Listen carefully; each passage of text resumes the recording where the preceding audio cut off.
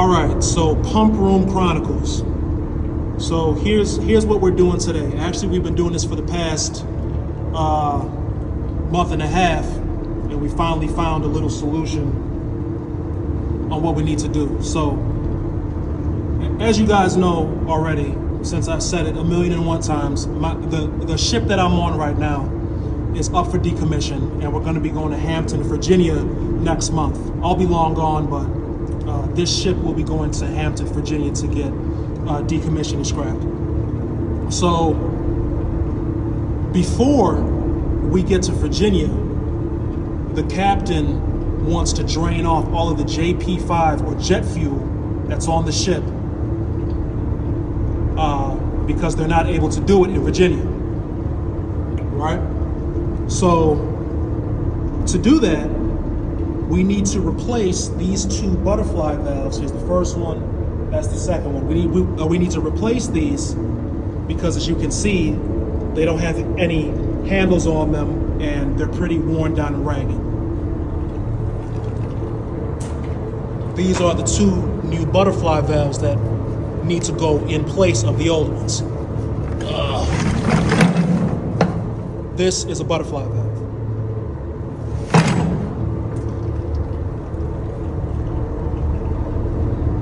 So what we were going to do is, or what we did do, we put a jacking bolt right here.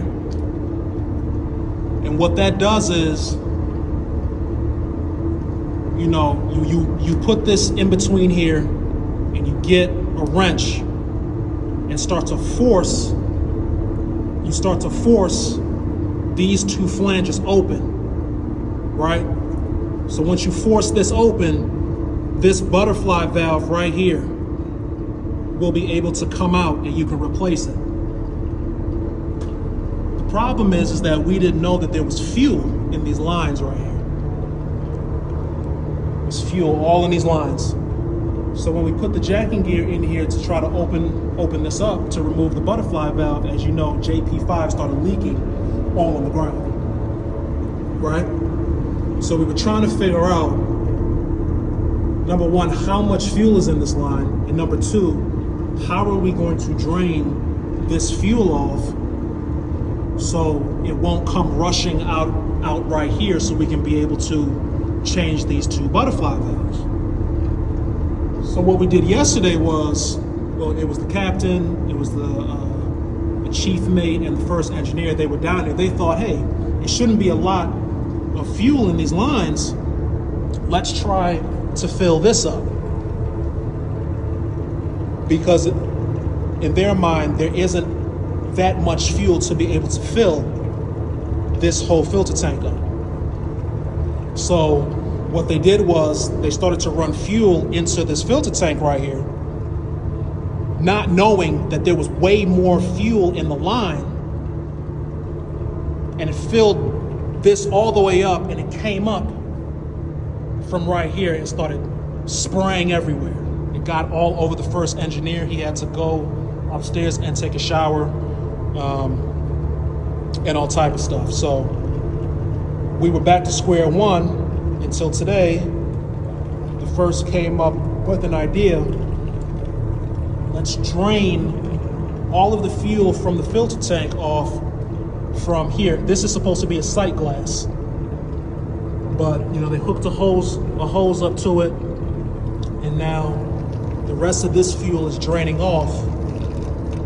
Let me see if I can show you without messing anything up. Oh, it's draining off in here into the cargo tank that's down below. So after we drain all of this fuel off from this filter tank, then we're going to close this off and redirect the fuel that is in these lines into the filter tank and drain the remaining fuel into this cargo tank that's down here. Now, as you know, this is a huge tank, and draining all that fuel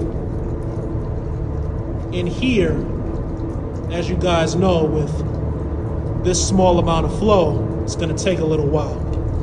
That's what I'm doing now. I got my little seat right here. basically waiting until all of this fuel drains off into this sounding tube, which is connected to the cargo tank down below. And then after that, we're going to drain all the fuel from these lines, from this line right here, down into the sounding tube that's going to eventually go into the cargo tank. So, yeah, man, that's what we're doing right now.